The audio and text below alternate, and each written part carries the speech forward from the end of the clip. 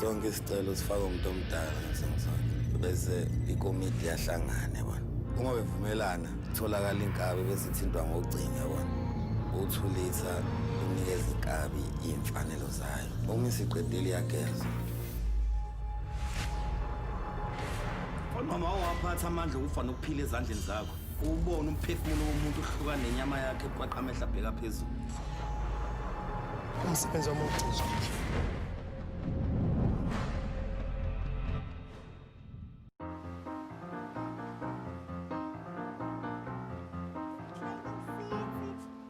your shoelaces are done.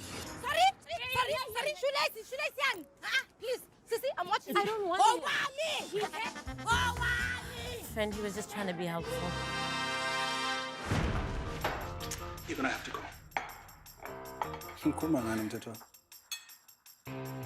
What's wrong with your hand?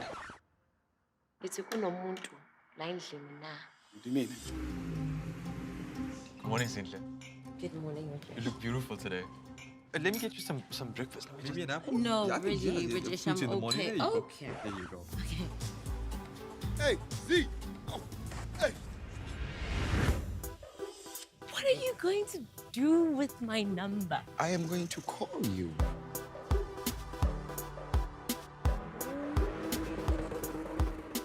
Oh, you're such a romantic. You're the one, yes? I'm marry this girl. Okay, ma. You know how I feel about marriage. You don't deserve me. 1, 2, 3, 4. Baby, nikwenze njani na? Wait, balance me. Do you just walk around with rings in your pocket? I've learned my lesson. I love you. You can choose a man who actually makes you happy. You have options. I promise you, love lives here.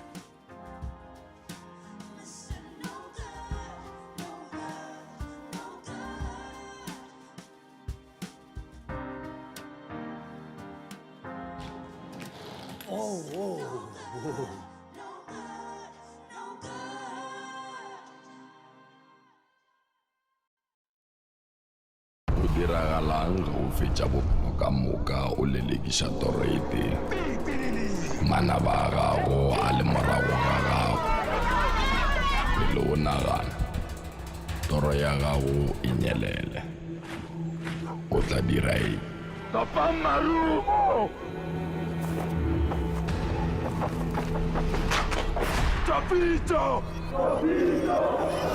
Jovic Ewen Otatala nana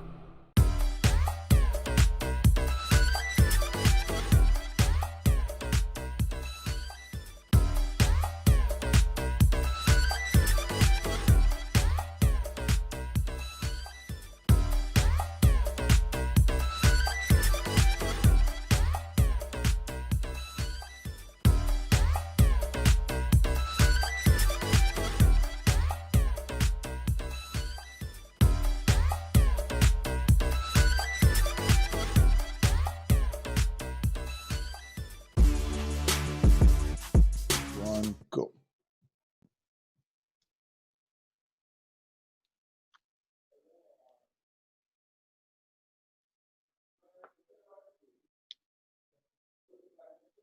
Hi, I'm going to unmute myself.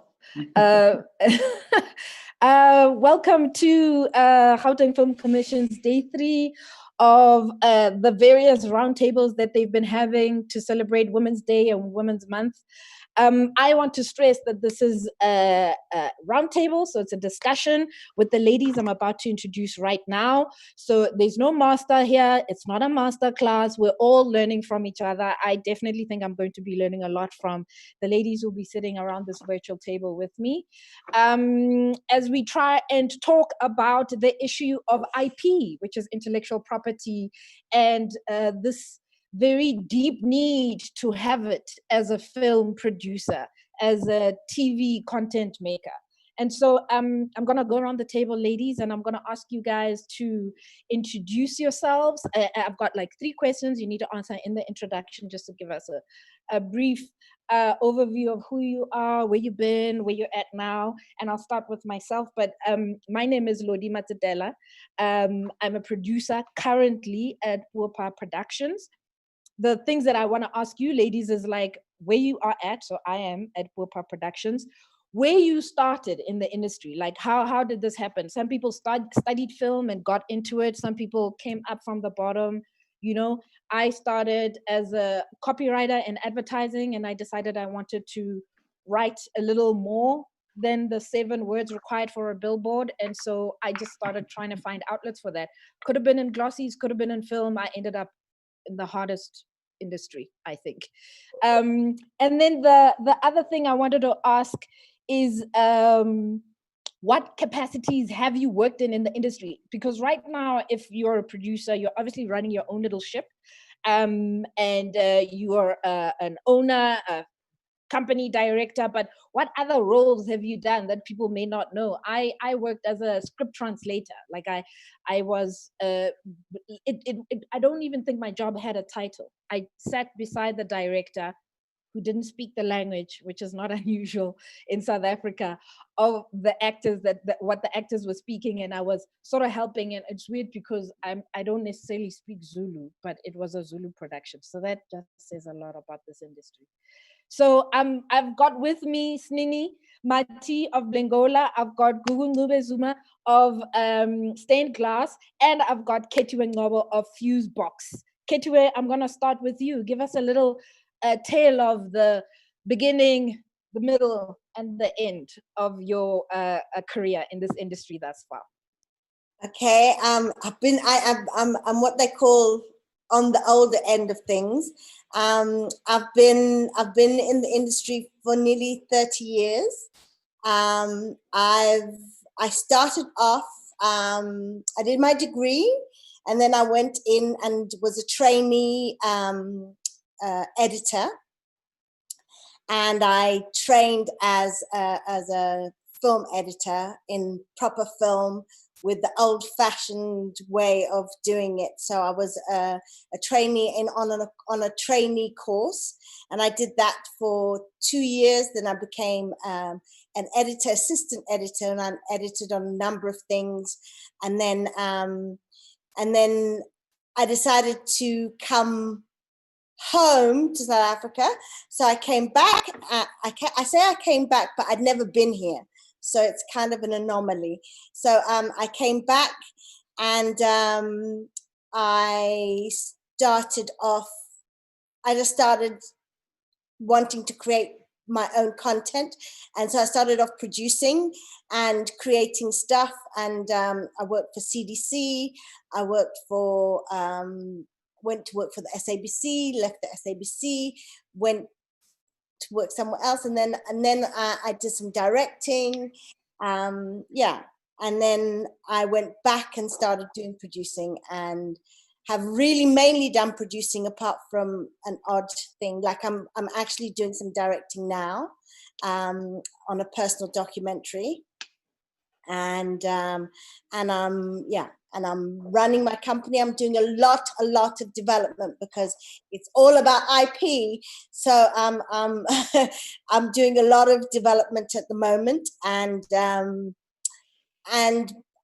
I'm also hiring myself out as a producer. So I'm doing quite a lot of things to make everything work and fit together. And we should be in production next year for other things. Fingers crossed for that, being in production during COVID. Google? But I think it's also understanding how to be in production for COVID. Yes. Being geared up for all of that. I don't think we're going to be out of COVID for 2, 3, 4 years. Yeah. So if we're not in production, we're going to be hungry, peeps.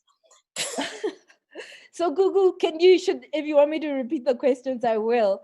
Just where you are right now. Yeah. Okay. What jobs you've done in the industry that people might not know, because they assume you're born a producer, you just arrive and you're a producer. Things that people don't know.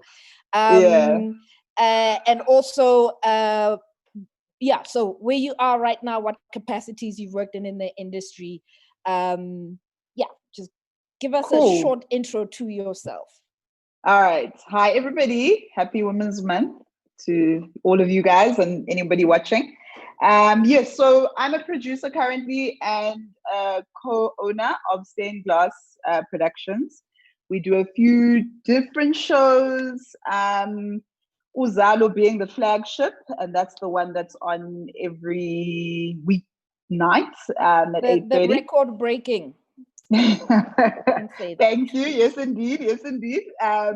We've done Ehostela, we've done If I Like It. We are currently in production for a new show that will be airing in October, and we are in development for 2 other shows that will be airing next year.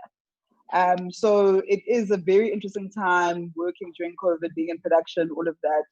And I think there are a lot of challenges, but also ways to overcome them. And I think what we've found, maybe I'm going on a bit of a tangent, is just the need for content right now during COVID. I think it's become very clear that one of the things that sort of keeps us grounded, makes lockdowns work and more bearable, is entertainment and content.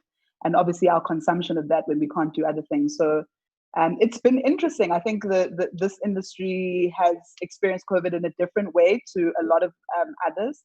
And for us, it's meant more work, which has been great, but also more challenging ways of trying to figure out how to do it.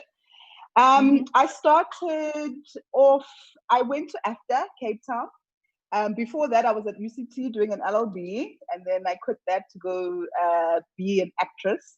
So and how did the parents react to thrilled. I didn't tell my dad until I think the first semester of AFTA was done. And he was like, why didn't you tell me? I was like, because you would have said no, I couldn't go. And he was like, exactly. So he wasn't thrilled. My mom, I think the first time I told her, she was like, to be frank, she hung up. She was like, no, you're joking. She hung up. It took some convincing. But I think it's all worked out. I think our parents' generation and the people they knew in the arts, it never really seemed like a secure, route. So I think wanting the best for their kids, they were like, can't you just go and do something that will mean you can finally move out of the house at some point and we won't have to bury you? So that was their take on it. In terms of what I've done, I started off as an actress. I've done voiceover work. I've done acting work. I've been an intern. I went abroad to go work at a broadcaster called the Africa Channel in the States, where I did basically anything I needed to do and was called upon to do. I've been a marketer. Just I've done bits and bobs until producing finally took. I think I've been trying to produce ever since I left AFTA, but it's taken a while to get all the ducks in a row. And I think Uzalo was the first big producing gig that I got. So yeah, I hope that answers all the questions.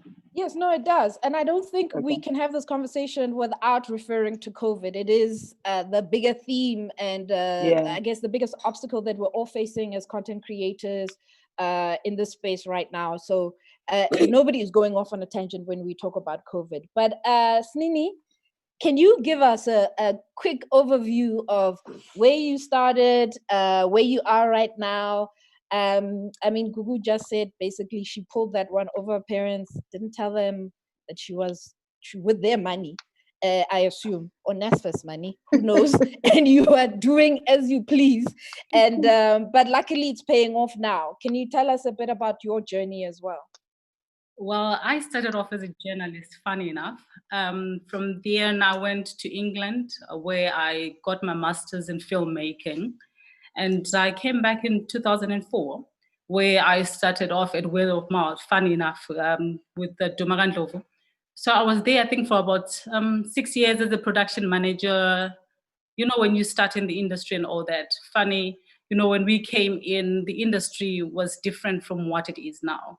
So I started off there at Dumas, and then later went on, met Ketiwa as a commissioning editor. She was at on the other production we will not mention, where I was roped in to come and try and rescue the production, which was also, going, how productions go.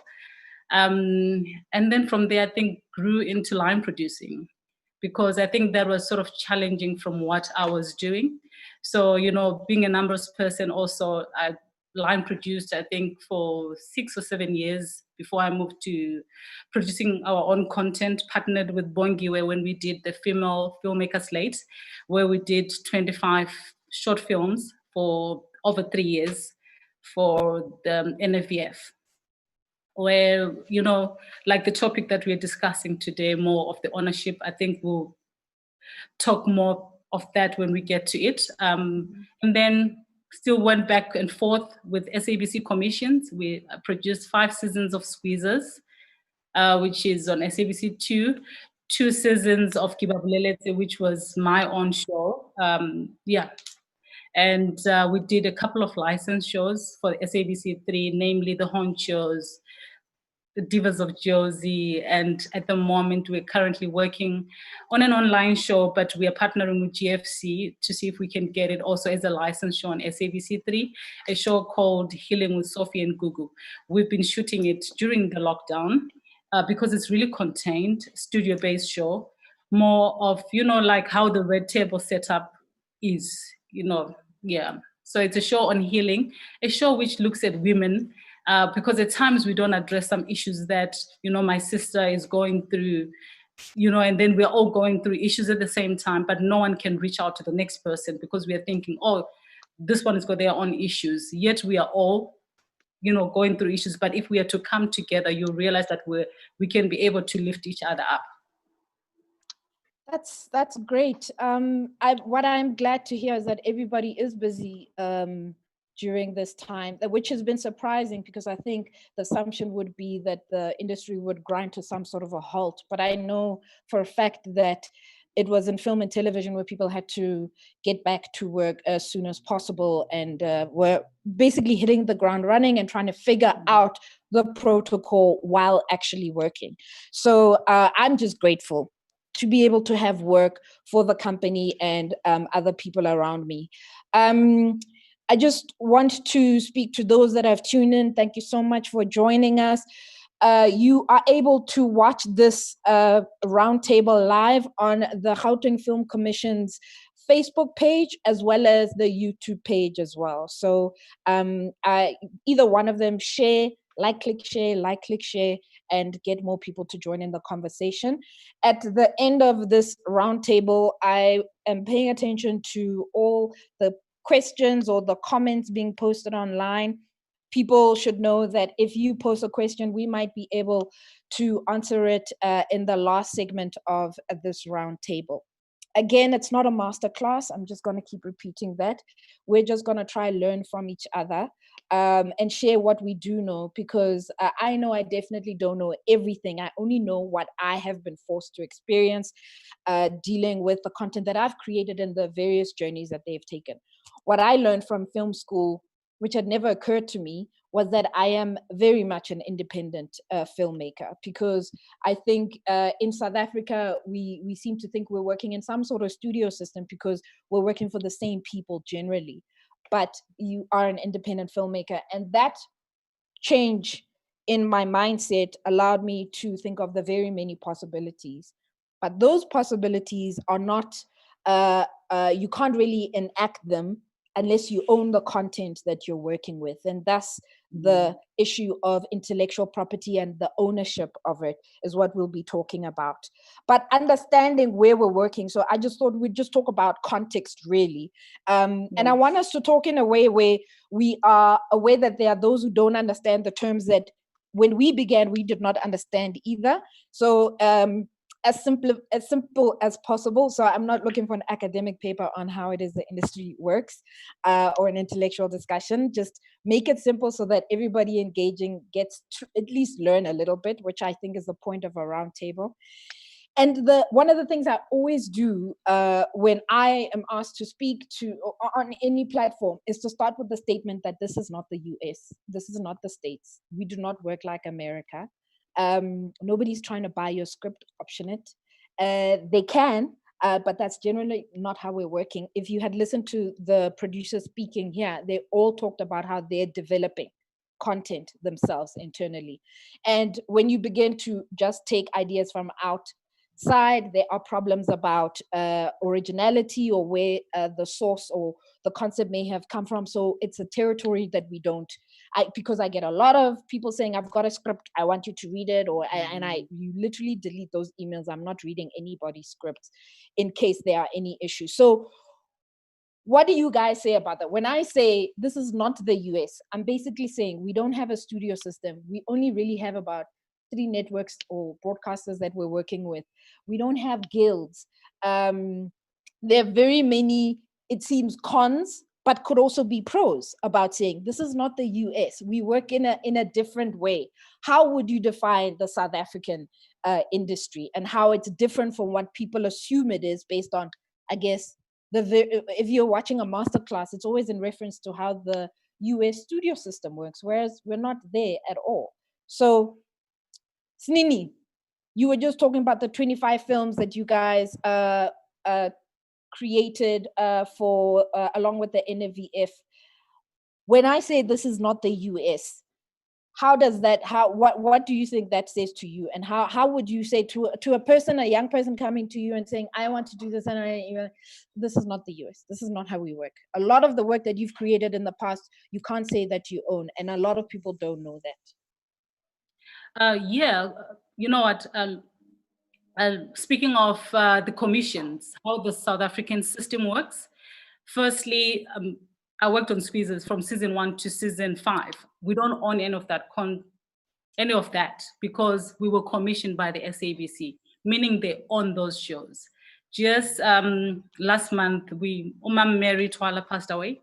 We couldn't even have, like our own obituary. We couldn't edit anything for her because after every production, what do? You give them back every material. How sad is that? But now comes to your question of the slate. The slate was a different ball game. We had writers who came on board, and also it was a development initiative. I'm not so sure if people know that. So we were training ladies who came on board. They pitched, the whole process. I will not get to the admin of that. And then NFEF, in partnership with Blingola Media, it was a training initiative. So what then happened is the producer, Bongiwe Selani, unfortunately she couldn't be here, but I'm here. So basically the production house then facilitates in looking for the funding, sourcing the good stories, sourcing the good directors for the story to be made. So as a producer, you need to find ways and means of finding the money. If your budget, for instance, is 2.5 to tell that short story or to tell that film, the onus is on the producer to go looking and knocking on the doors. But unfortunately in South Africa, you approach every company and then you sell them your idea. They don't quite believe in that concept. It's very hard, for people to believe in you and then say, okay, we're just going to give you 2.5. What do I get in it? And these are short films, for instance. So the mileage for short films is different than the mileage for long films. So the good thing with that, especially if the objective is to train as well. Yes. So with that one, the slate was the hardest, one of the hardest projects that we went through. Bongiwe Selani can attest to that. It was one of the hardest because also we had to make the ladies understand that, us as the producers, we are working on a development. We are getting all the money here. So in as much as you're coming in with your stories, you will get something at the back end. So you realize that some writers will not understand that. They want to own the property, but unfortunately the producer, the person who goes to look for the money, that person who will then own the concept. Yes, I'm just gonna write, I'm taking notes so that we can talk. You just said back-end deal, and I'll ask any one of you guys to explore, to try and explain, because I can't say I understand back-end deals specifically in the context of South Africa. So, but we will talk about it later. But Gugu, when I say to people, this is not the US, and we're in the context of a conversation about intellectual property and the ownership of that, how would you interpret that statement? Well, quite simply as a statement of fact, right? This isn't the US. Our system is very, very different. I think our opportunities are very, very different. I think it presents a lot of opportunities, but you do need to understand. And I guess what you're saying is that a lot of the time when we get trained, especially depending on where it is that you're getting trained or going to school, the model is the US, right? So then you have to adapt whatever it is that you've learned and try and put it into this context. Owning IP in this country, I've found to be exceedingly difficult. You need primarily and fundamentally, you need to have money in order to do that in South Africa. And I think particularly for Black women, that's a difficult one to get to. So being at a stage now where this is the first time that I can really consider doing stuff that we can own and license. And license would just be different from a commission in that I would still be able to own my IP and I can kind of sell it or sell the usage of it, for any for different periods to multiple different people, whereas a commission is one broadcaster, distributor, whoever buying the stuff, they own the IP and then they get to exploit it further. So, I mean, I haven't worked, look, I've worked for the last 13 years in the industry as a producer, about the last about 8 or 9. But to only at this stage be at a stage where I can even think of IP conversations just shows how different it is here. I've got no shortage of development work, no shortage of great ideas, no shortage of great stories, but in terms of being able to do it in a way that I can actually own it and exploit it further, you need to build up wealth really and money in order to be able to do that, and that takes time. And I think that's the real opportunity area, but also the difficulty, I think, with our particular model, particularly in TV. I think it's different in film, but I think it's the same challenges. But television is, because of the volume, just ends up being a lot more expensive than a once-off film. So if I'm trying to do a long running and I want to own that, I need to have between 50 and 80 million rand to be able to make it. Where, how. It's almost impossible. So yeah, I think that's what it means to me to say we're not in America. It's harder to get to a point of owning your work and being able to exploit it yourself.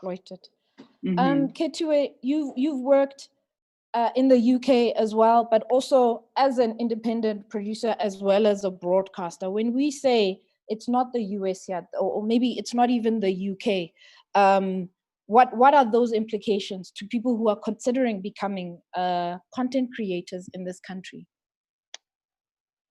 I think that people think it's much more lucrative than it is. It's not the same when we're talking about the content game and how much it costs. When you hear $20 million for one film, that doesn't really ever happen in South Africa. We don't produce content at that price or at that scale. So when we're talking about being a producer and being a content, a creative person, I think we have to start thinking about it at a much more, yes, it's got lucrative, there are opportunities when you, in certain kinds of content, for instance, long running has great opportunity for you over time to be able to create wealth. Whereas if you're doing a 13-part series or you're doing a shorter series, it's very difficult to make those ends meet on our budgets, on South African budgets that are offered by broadcasters. They're very, very difficult. So you're kind of, I've been calling it, I decided to call it indentured labor, because that's what I felt I was in. I was in this game and I was making this content for someone, and then I would be exhausted at the end, and then they would ask for all these other things which I hadn't budgeted for at the beginning of the process, and they knew what the budget was, and then I had to still deliver on those things. So it was a huge amount of money. So having worked as a broadcaster, and I'm kind of working in that role again, I understand both sides of the coin, right? That as a broadcaster, you want the very best for your money and for your content, and you're like always going to be pushing a producer to deliver you as much as they can. As a producer, you're in the position of, oh my gosh, this isn't going to work. How do I make this work? It's not working. The sums aren't working. So it's a very difficult place to be. But what I think is, is that, we're talking. We just had Beyonce release her Black is King, and I'm thinking, yeah, that's absolutely true. Black is king now. Black is king at a global level, and we need to understand that. But IP is power. And if we understand that IP is power, and that if we own our content, we're able to strategically begin to decide how it's our gold. We have gold on this in South Africa, and really that gold didn't come to us as Africans. It didn't really come to us. We didn't get the receipt of the gold. But now we've got this gold, right? This is our gold. So we have to start gaining from it. And so if we look at what happened and talk about the US, if we look at what happened 2 years ago, Fox News or Fox, that whole Fox thing, which is the entertainment network, sold itself to Disney. Right? When they sold themselves, they weren't just, what were they selling? They were selling IP, intellectual property, which had been turned into content and which was being moved around as content. They sold that for $71 billion, which was the highest rate of exchange in the world at the time for any business. So when we understand that IP is worth 71 billion, we begin to understand that if we build brick by brick our own IP and are able to sell that IP, we are able to gain.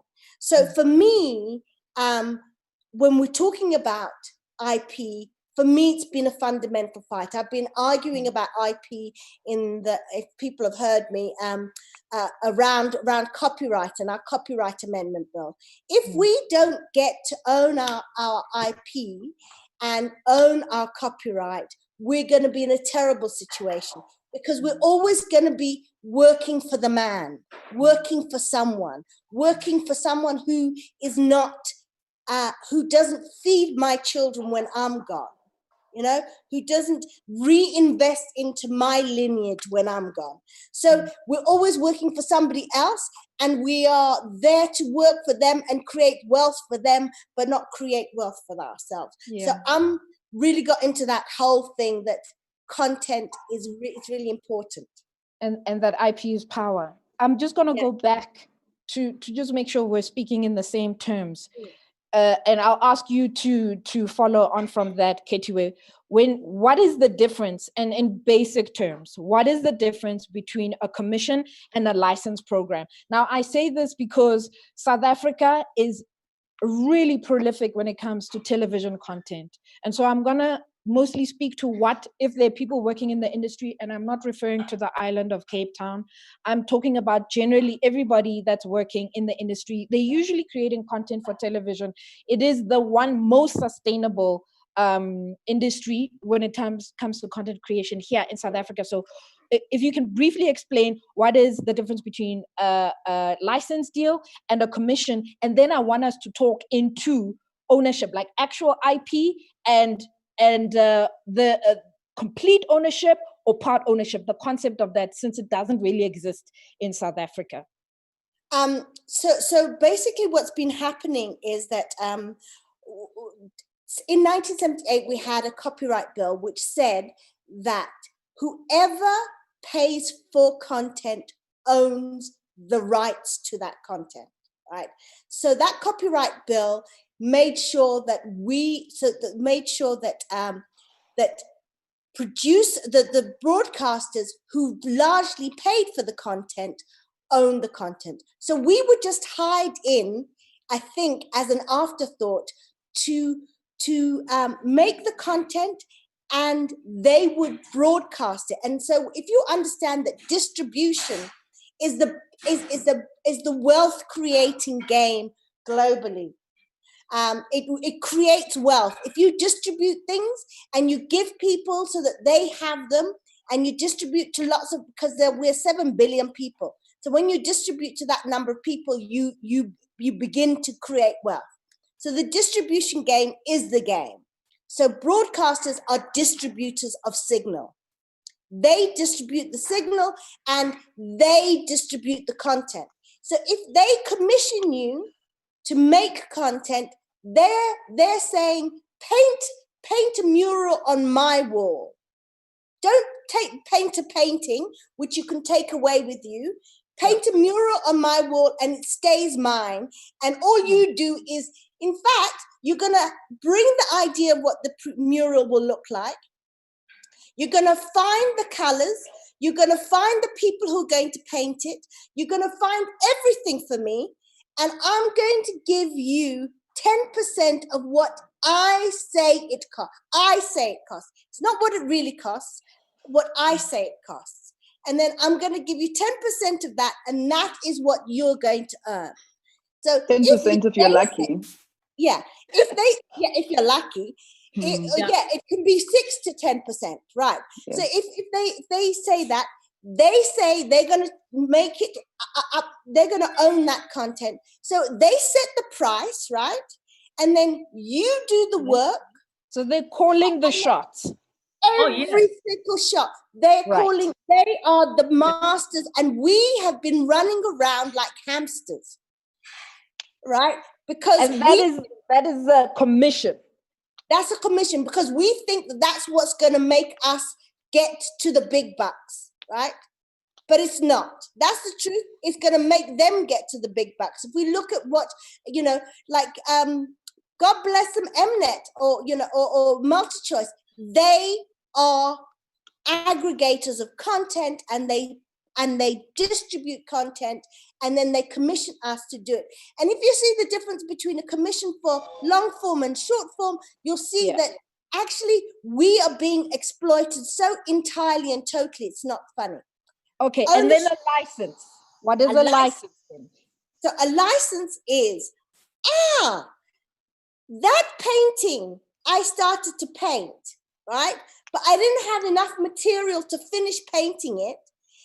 I need someone to give me another color, right? So that I can put in the colors I want to put in, which I had imagined in the first place, but I just don't have enough material to make it.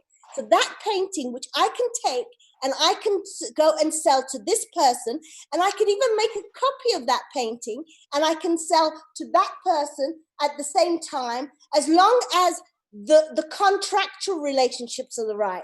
So that painting is movable and I actually own it.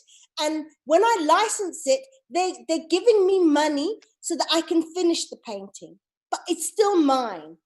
Okay, or the people on, so it's still the producer, whoever those producers are. That's I love the analogy of the painting.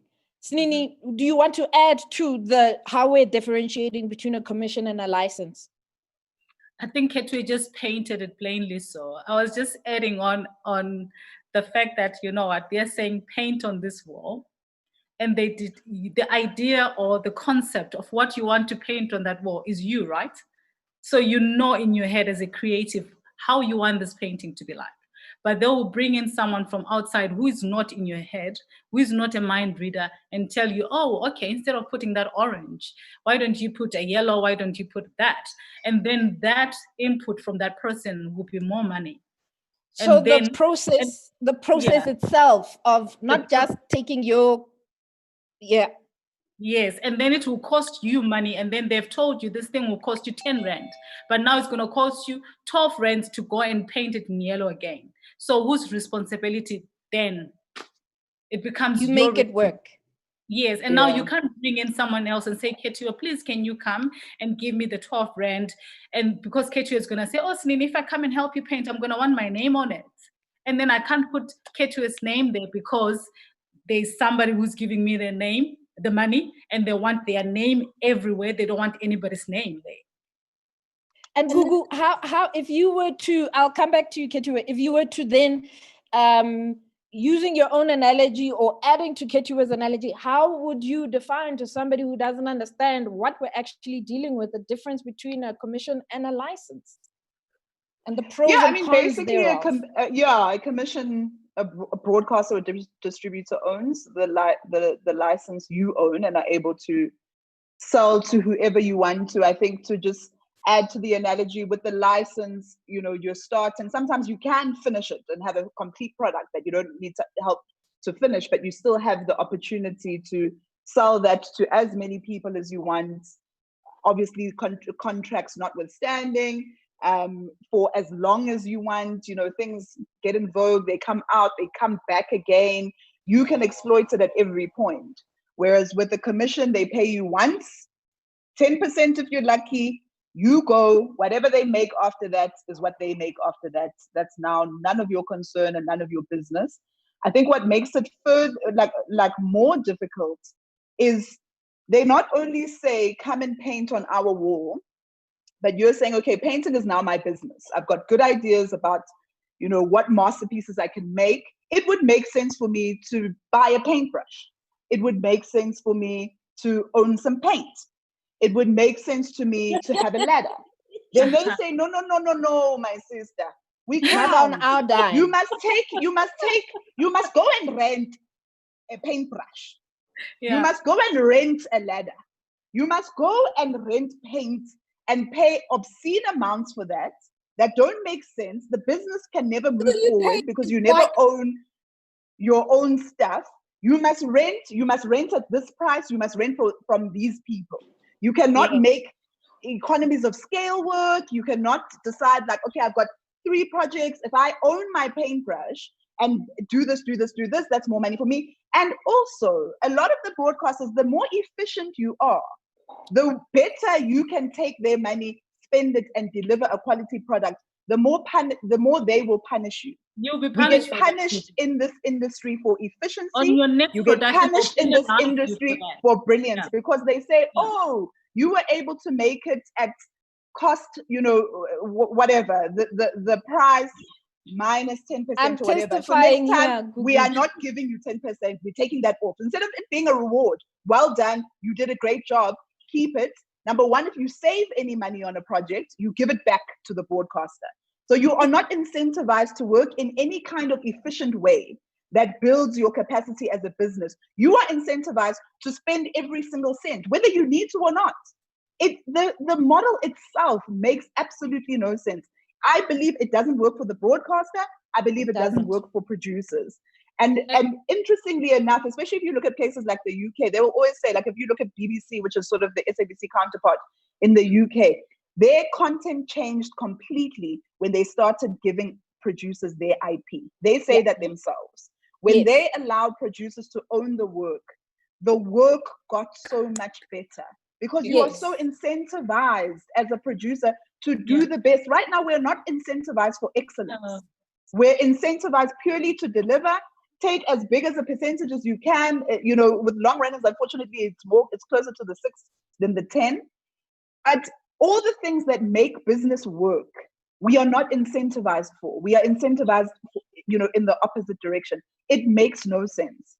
That's the less diplomatic answer to what it means to not be in America. Yeah.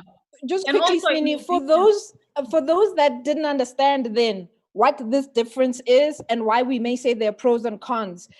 The ladies basically just painted, if I'm following your analogy, Kitwe, the picture as clearly as it can be painted about what we're really working with when we say this is not the US, this is not the States. These are the things that we are navigating in trying to hold on to a career, make a company run, get some profits back so that you can develop on your own and maybe even create that license deal.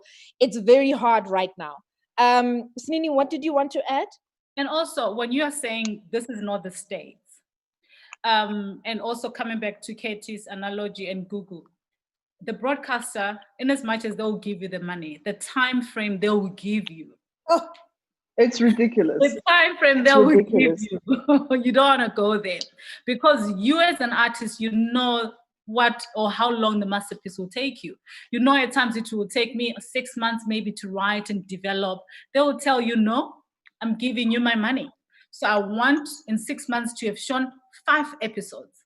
So now when you start looking, working backwards, say, no, but I would have wanted the 6 months to develop, to still do my research, to still run, to still do, you know, there will, you know, those timelines are not like the States. Because in the States, you hear of sitcoms that take 4 years in development. That have 25 writers on them for one episode. For one episode. I know that you don't even... the contract can get signed today, right? We are in August. And then they'll tell me, oh, by the 15th of September, please have delivered 3 episodes before you go on air. And how much is that cost? They're not telling you how much that fast turnaround costs. And it's not their problem. No. They're not interested. It's actually not their problem because we sign those contracts, right? Oh, yeah. As independent producers, we make the decisions that we are going to go along with it, okay? And so once you've made that decision to go along with it, the broadcaster is going to take advantage of it. I'm talking from the broadcaster point of view because you've signed the contract. So what the broadcaster is, I'm not going to sign that contract. But the broadcaster can. So this is one of the things I want to go into. And what you touched on, Gugu, when you said, when the BBC changed and they started giving some of the ownership, because it doesn't have to be complete ownership. This is what I want to put on our roundtable now, is does it have to be all or nothing? Can there be an ideal situation where there's part ownership? Because if there's investment from all parts, we are likely to all get a better product and a process out of the shows that we produce. So if we are, and I also, you guys must remind me, we just basically painted a very dire picture right now. We do have to go back and talk about why we would stay in an industry that does that to us, because it sounds like a very abusive relationship. And so now we have to justify why we love the person that we love or the industry that we love. But just hold on, Ketiwe. I want us to talk about, in the ideal world, say now we are working with broadcasters that would even consider sharing their IP. Is it all the IP that we want, or is it a shared IP? What is the ideal situation right now? And following on that conversation, I want us to talk, because I own some of the IP. I own IP, and I can tell you that's not necessarily easy either, because none of us sitting at this round table are distributors. We are content creators. Now, when you get the holy grail of this IP, what do you do with it? So the question I ask is, okay, we want the IP. Does it have to be all or nothing? Gugu, do you want to start? Does it have to be all or nothing? Is there a scenario where it is shared ownership? Yeah, I think you have to look at everything. You have to look at shared ownership. You have to look at full IP. You also have to look at commissions, and having a landscape that has all of them and whatever makes sense at that particular time for the broadcaster or the distributor and the producer together, I think is what then you do. There's certain IP, to be frank, that I may not want. It may be more worthwhile for me to just get paid once, do the commission and move. There's a lot more that I would want to be part of, but I may not be able to bring money to the table. So if you're bringing money and I'm bringing the idea and the ability to deliver it, then let's, have that as a co-ownership situation. If I get to the stage where I don't need your money to make content, I just need your platform, then I'm not interested even in a co-ownership at that point. Like, let me own my thing completely and give it to you. You can use it and exploit it for a limited period, pay for that, and I can take it and move on. I think the industry will work when we have all options on the table. And it then comes as like each case, it's like a case by case basis of what actually works in this particular scenario. Yeah. Snini, being you were talking very briefly about the back end deal with some of the filmmakers that you guys had for the NVF slate. Co-ownership, you guys are holding on to the IP or they own the IP. What is the best scenario? What is it that a producer like yourself would be looking for? You know what? We spoke earlier on about distribution. So in terms of ownership, I think it depends what I'm bringing to the table and what I will do and what they will then do. Because you know what? We are producers. So at times distribution, I might not understand how it works. Marketing, I might not understand how it works. So it depends what they bring to the table, and then we can share whatever remains of that pie. And also, actually don't want to speak in terms of numbers or which broadcaster, but they will say they'll own your, if they commission, they own it forever. But then now in perpetuity in every Don't universe. say it, Gugu, no. In perpetuity. In all the universe, even on Mars, they own it. Anyway. And then they own it. But then, like Mnet now is talking about your 10 years, you know, and then we have people like DTI and GFC who are now standing with us and saying, okay, we'll find you guys if you own. So it depends with the project. If it's a film, as a producer, it's okay to own it for, you know, to own it and hold on to your IP. But then also when we spoke about the back end deal, is because I, as a producer, might not be a writer. So I find Ketio, who is a writer, the story is her story. So I go to Ketio, or Ketio comes to me as a producer to say, I've got a story like this, Nini, please produce it for me. But who's going to look for the money? If Nini is going to go look for the money, so which means I'll own it. Those are like the rights that I'll then take from Ketio and then say, Ketio, I've looked for 10 million rands, we're going to do the film. So at the end, I think I'll give Ketio as a writer a percentage at the end. When we sell this product, we make money out of it. Ketio, I'm like, okay, thank you, Ketio, for your idea. Here's your 5% at the end of selling everything. Ketio? Gugu dropped the bomb in perpetuity. We're talking about ownership, full ownership. What is the ideal? I think the ideal, I think the cost of making content is enormous. Okay, so the cost of making content means that it's very difficult for one,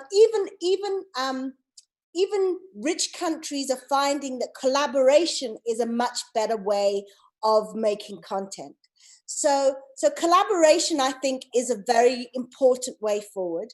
And I think that if we can collaborate, and that collaboration can be with a platform owner, and sometimes you say to them, listen, I'm going to bring you the product which we're going to make only after you've given me the money. So that's your pre-sale, right? So you can pre-sale that content to them and they'll give you the money to help make it so that they can get it. So that's a great way to operate.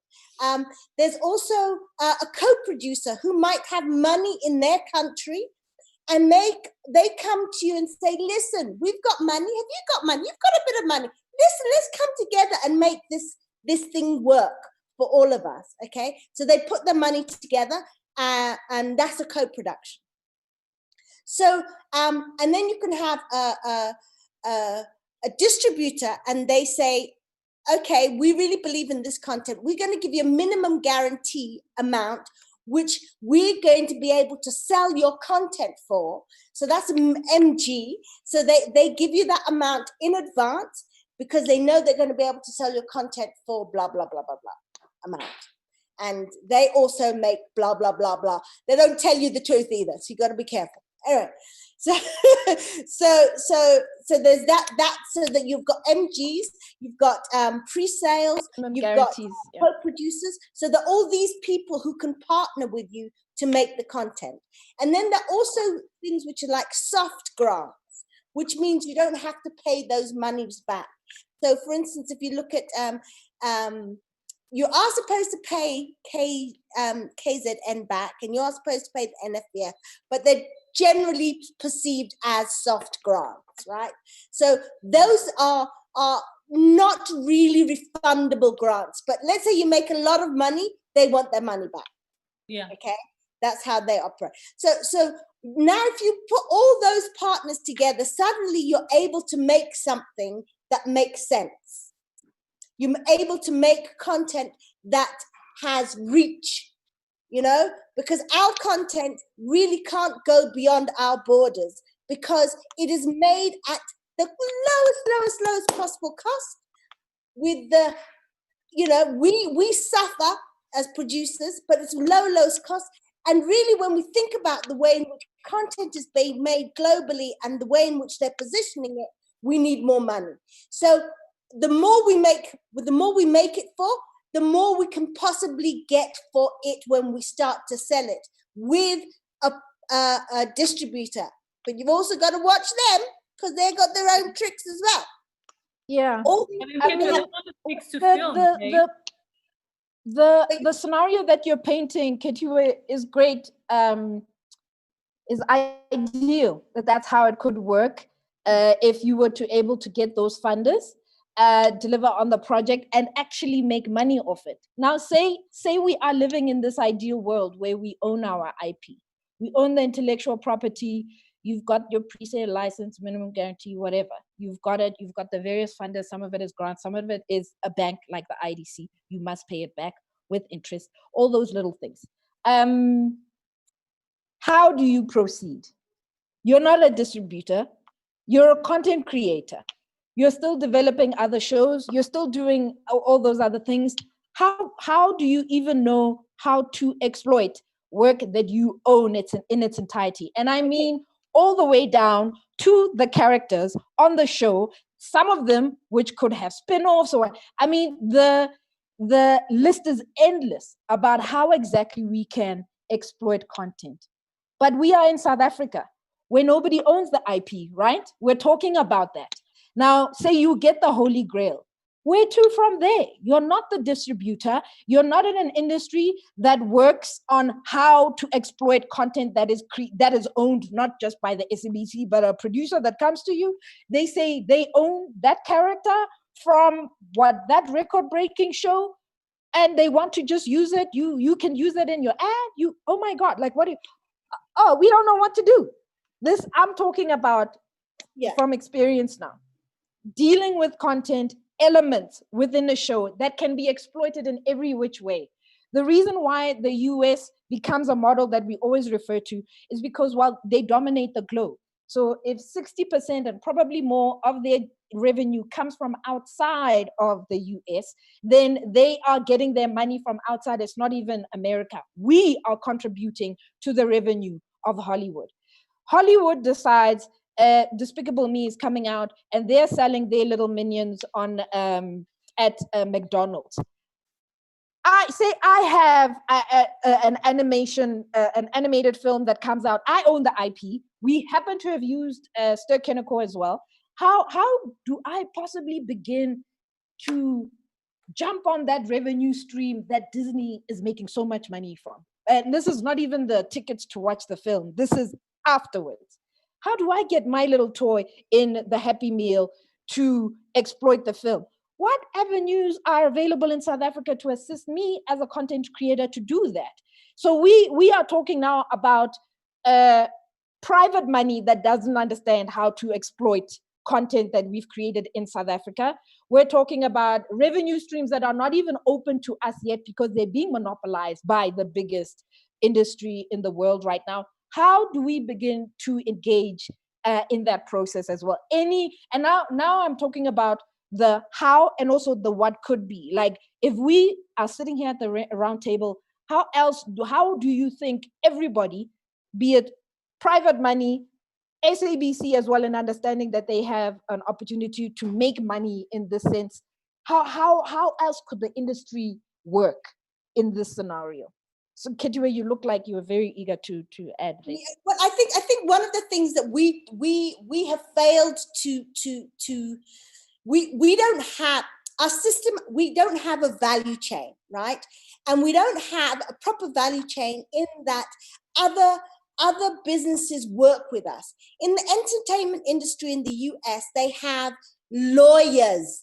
Abani, they have lawyers who do their contracts, right?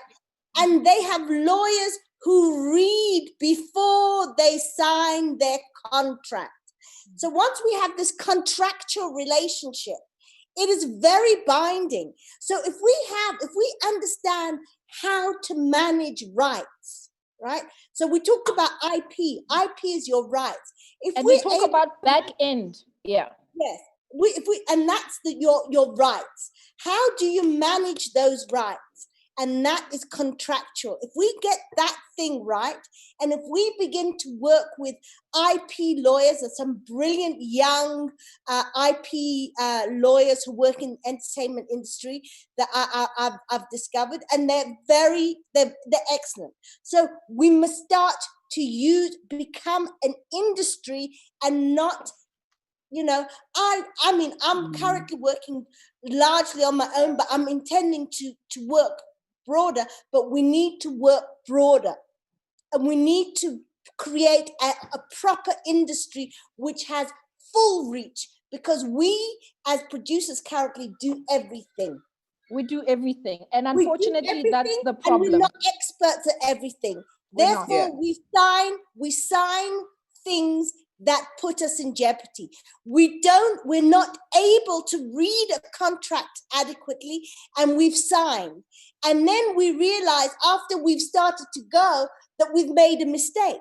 So, and it's a very difficult process. So we need to be working with legal people. But you know that they charge us, and you know they don't do the thing that we want them to do. Listen, we'll pay you later. We'll pay you afterwards. They don't do that game because they value their work.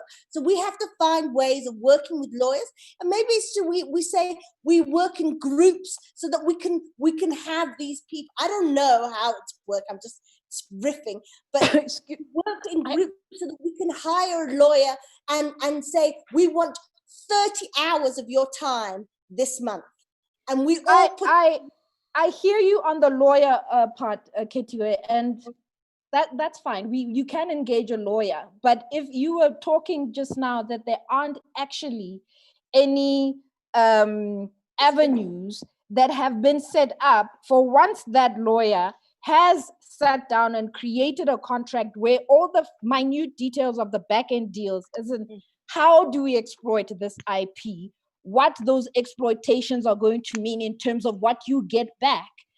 We don't have those avenues. So if we're sitting here, and let me ask an honest question amongst all of us here. Who have got a property that you own the complete rights of and have tried to sell and exploit, and have you succeeded? I mean, I can start with me about Jovijo, which was a license deal with the SABC. We own every single element on that show, and it has been a problem in trying to exploit it in every which way that we can. Whether we're doing it on mobile, whether we're doing spin-offs, whether we're getting people to come on board to exploit the world in which the story takes place in, the various brands that can participate, the streaming deals that I have been given, I would not want to share. It's not even a percentage, it's a fraction of a percentage of what it cost to make that show. So as we're busy fighting for IP now, are we also fighting for what we want to do with it afterwards? Do we have, beyond the lawyers, enough people that understand the various revenue streams that we're always talking about that we can exploit in order for everybody? If you have your lead acting for free because they have a back-end deal with you to make sure that there's actually revenue that you will make. And not just, profit, making a profit. Any one of you, Gugu, Snini, I'll give you a chance. No, but I want to know from the other producers, if you have owned the content, what have you done with it? And has there been any actual returns on the investment that Ketue was talking about, where you give your entire self, blood, sweat, tears, everything? Okay, look at the slate. Reality. Yeah, look at the slate. When we did the filmmaker slate, we did 25 short films. Hopefully this is okay with Bongi for me to share this. Blingola Media, Bing Bongi Selani, we own this, right? You take it to a broadcaster. For instance, let's just say we made one film, let's just put a figure to it. We made one film, for instance, at 100,000. And then now when you're licensing, they want to give you a fraction of what you paid for it. For instance, I'll speak to SABC3, for instance. You will shoot a show for 1.2 million. They would want to license it for 300,000. And you as a producer, you would have pulled in a lot of resources to make that show at 1.2 million. And now you're being given 300,000, for instance, who makes up the difference? So yes, we can own the properties, but what do we do with them? We can own them, yes. We've got 25 short films. What do we do with them? Because would you want to sell your product, which is an A class, and then, sell it for nothing? No, you wouldn't want to do that. So we also still need that platform where we say, you know what, if you own your product, this is where you take it to. Then it speaks to distribution. It speaks to all the other broadcasts. It speaks to marketing. And unfortunately, as producers, it's something that we never put into consideration. Exploiting other markets, bringing in a producer. I understand, Ketwa, when you say you need to bring in lawyers, but we also need to bring in people whose job is to check what other markets are doing. Because we never do that. We never check how other markets. I'll be so invested in my product. I'll be so invested in raising my own money. I want to see this project see light of day and all that. Now, I don't know how marketing works. I don't know how distribution works. So we also need to take note of all those elements. How does distribute? And is there a law also that says that if I've shot something for 5 million, does the broadcaster have a capping fee that they can buy my product for? Because then it's useless for me to own something which is worth nothing. Google. Yeah, look, I want to ask a very difficult question. I know I'm supposed to be answering, but I do feel that if we are really honest with ourselves as producers, have we really understood the business model of production? Be it film, be it television, be it like online stuff. I do find, particularly in South Africa, that we struggle with the actual model, with the actual business case of what we do. So we are in this weird position where we have products a lot of the time that actually don't make for a good business case. But then we still want and expect the perks of business. And those who went to business school and know a lot more than me and whatever, the markets themselves decide when it comes to products. And if we are creating products and creating them in a way and distributing them in a way that works, then we're not going to go and have to beg for money, because the returns speak for themselves. An investment needs to be an investment, right? If I'm going to somebody, a businessman, and I'm saying, invest in this film or this idea, it can't be from a place of the goodness of their heart or because the story, it needs to be from a place of, I'm going to make my money back, and I'm going to make it back in ways that are better than if I had put my money elsewhere. And I don't know that we're there yet in terms of producing. I mean, even just like box office, like we put a lot of stock in box office in South Africa, which confuses me to no end, because we don't have a movie going population by and large. But we want our model to be like, we want to like fix it into models of other countries that work for other countries. Yes. In South Africa, we watch a lot more television, for example. We buy DVDs and watch them at home. We do things in a different way, but we are so stuck in models that don't work, that the business case itself doesn't work. Then the exploitation of a product that that isn't really working then does become difficult, because we haven't really understood the business. Is this the right place to take this particular show? Is this the right place? Have I developed this show in the, and we're sort of like hobbling between or like these two worlds where we're in South Africa, we're in that context, we have our audience here. I think a lot of the time we disrespect our audience and we don't take our audience seriously. We're using them as a stepping stone to get out to be taken seriously by America or the UK or whatever the case is. So our products also can be a little schizophrenic, because they're South African, but they have, a different appeal that Americans are also doing, and they're doing better. So they're not necessarily going to want to buy, but then it kind of tastes weird in a South African's mouth because we didn't do it with them in mind. So I think we also just need to have a come to Jesus for our own selves about this business of production.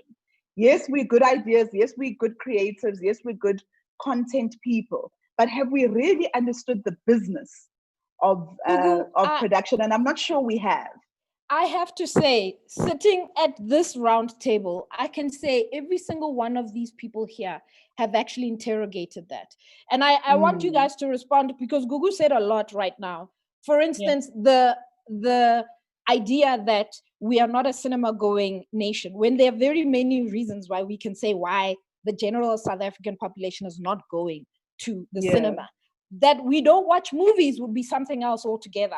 But cinema, we watch movies. We love movies. Yeah, we watch movies, but cinema and the various platforms, the two platforms that we have in a country this small where the monopolies run, it would be hard to say, well, this doesn't work if Ster-Kinekor is only going to continue to program the kind of films that it does and charge them at the price that it does. So it's very much a part of the Hollywood model. That makes it hard to then say, how do we begin to exploit the shows that we have or the content that we've created?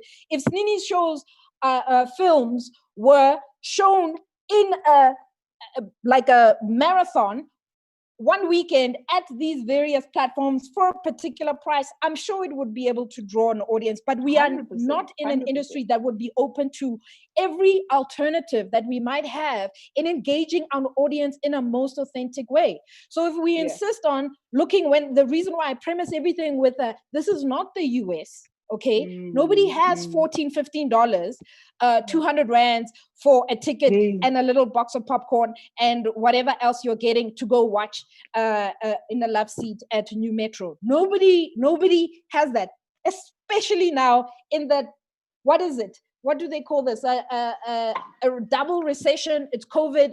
We don't even want to go into those details. Nobody has got that money. But that does not mean we don't engage they don't engage with the content that we create for them. When it touches, when they can say, that is me, when they and can it's access reflecting it. me. Yes, when they can access it. And I don't want to sit in another workshop with another person from another country to teach me about how to deal with this industry when this country as an audience has never been taken seriously. Never been taken seriously. What the Indians understand is that they are who they are, and this is how they watch films. They're going to watch it for an hour and a half, they're going to break, and they're going to come back for another hour and a half. If everybody says a film needs to be 75 minutes, people can't watch longer than that. That's not true. Everybody comes from a different culture. And so you said so much that I'm like, there's so much intrinsically wrong with us and how we view ourselves that of course impacts the industry and then impacts how we create content. Ketue, please don't mute yourself. You are very much a part of this round table. We are now just talking. I was muting because there's family. There's stuff. There's life. We're living and working in the same spaces. Yes. Yeah. We've got. I'm gonna give us another 20 minutes. And I saw some questions there. Gugu, you just said so much, and it's hard to go ahead, Ketue. Can I just talk about the distribution? I mean, I think the trouble with distribution is that we have this expectation that one person is going to pay for the cost of what it costs, right? Yeah. But when you think about the person who invented toothpaste or the person who makes toothpaste, they invest in R&D and develop it and produce it, but then they sell that little bits of toothpaste to lots and lots and lots and lots and lots and lots and lots of different people, and that's how they make the money. So if you think about what you're saying is that we want one broadcaster to pay for the total cost when they're only going to show it this much. So we have to understand that distribution is the game of having is the game of being able to deliver to many places at once, and that's how you get your money. So all the different cinemas that a film will go to will create the revenue, not one single person sitting in one cinema. So we've got to understand that when we sell it to a platform, our contract regime has to be the right regime when we sell it to them. So if we're going to sell it to a streamer, that streamer is going to say, I want to sell it globally. You cannot accept the price for a local content. Yeah. You have to say, I'm going to walk away. What's her name? She walked away. Nicola Cole. She walked away from a R1 million deal from Netflix because she said, that's not going to work for me. So we've got to be able to decide what's our bottom line in the distribution game. But we've also got to understand what the other side of the picture is. They're not going to pay for the full content if they're not participating in its revenue, right? Absolutely. So you're the revenue. So you've got to be able to see how that works. So you're not going to get as much as you want from each broadcaster. You're going to have to say, I need to sell it to 25 broadcasters for me to make my money. But that's why distributors came in. They sell, all they do every day, all day, before they go to bed, after they go to bed, is sell content to different broadcasters. So those distributors know how much they're selling it for, what they're taking off the top, how much they're saying your P&A is, they put a charge for all sorts of things as you're distributing it. You've got to understand, it's very difficult to pin them down because they've got it to a fine art. But the distributors are a group. Their business model is sinking very, very fast. A lot of distributors don't know what they're going to be doing in the next 10 years. At the moment in Africa, we're kind of cool, but in the rest of the world, the distribution model is falling apart very rapidly. So we've got to say, largely because of the streamers, because the streamers say, I want a global deal. I want this for the world. I'm not having it for a territory, it's for the world. So streamers mustn't come here and start paying us like we were being paid by the SABC, because now that content is streaming globally. So we've got to be able to but then, they've got all sorts of ways of cutting that deal. Yeah, it's, I think just from everything that everybody has said at the table right now is that there's a lot of things that are fundamentally wrong about how the industry operates, right? And we know that it's not working because how it affects us as content creators and the pressure that we're put under with the smaller and smaller budgets that we're getting for the rights. And when I say right, or rather the platforms that wherever you sell it or you're commissioned to, they want to exploit it in perpetuity, and they're going to exploit it every which way that they can. And so it's hard to just say it's the one thing. As we're nearing the end of our conversation, I want you guys to think about a statement about how you can see things getting better and what it will take for things to get better. But before we get there, I want to ask, why be in an industry that is this difficult to navigate? Why be in an industry that takes your painting, or it forces you to paint on walls you don't want to paint on, and not allow you to paint on your own canvas and then move it from gallery to gallery? Why be here? Why are we still here? Ketiwe, I'll start with you. I've been here the longest around this table. You know what? I don't know what else to do. I don't know how to do anything else. And I tell my children that, which is a very sad thing. Okay, I don't know how to do anything else. But I love telling stories. I love what it means to communicate the essence of life to other people from somebody else's perspective. I love that. I think there is nothing that would sustain me more. But I also don't know what else to do. I know how to tell stories. I love telling stories. I love finding stories. I love working with creative people, as crazy as they are often. I love the way in which they think. I love the way in which I can try and pull things out of them. And I love the way in which they push back. I love all of those dynamics of creating stuff. So that's why I'm in it. Yeah. And I don't know. I don't know what else to do, people. I think Why? there is an answer, is that I'm trying to find, I grew up, I didn't grow up in South Africa. I'm trying to find connections internationally, because when we think, one of the reasons why we have a problem selling our content here is because we've only got 50 million people.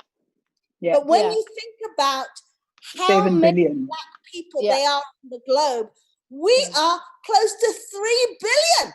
You know? Yeah. We are. Yeah. We start to look at the numbers game and to Yeah. say we're not America. It doesn't matter if we're America. Are we telling stories that touch other people? So if Yeah. our stories touch other people at a global level, we're going to be able to get a much broader audience. We're going to be able to sell it to more people. The streamers are going to value us more, and they're going to give us more money. So we've got to start to think of ourselves as global people.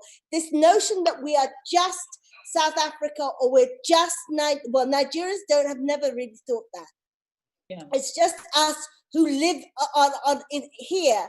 We think that we've got to start being global in terms of the audience, because all these people suffer from the same things that we've suffered from: oppression.